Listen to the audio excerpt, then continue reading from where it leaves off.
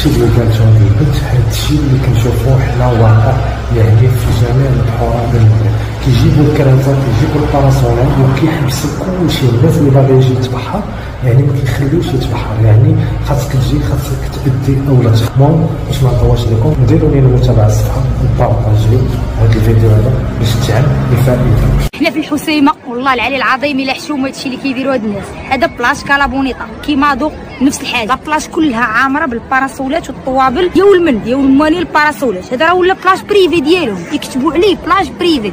انت كتشم جاي من مدينه اخرى ما عارفش كيسحب لك البلاش خاوي، بلاش ما عندكش فين، انت ما عندكش الحق فين دير باراسول ديالك وكراسه ديالك. واش هادشي يعقل؟ هادشي كتبوه ويكريو لا بلاج ويخلصوا عليه ويخلصوا الضرائب ديالو.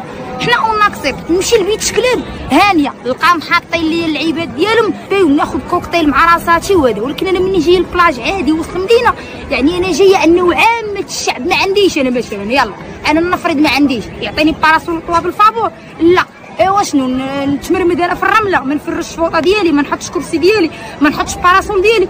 يا منعوا لينا البيعان ديال الكراسه وباراسولاش، يا منعوا لينا هاد الناس، يديروا لهم قانون يخلصوا.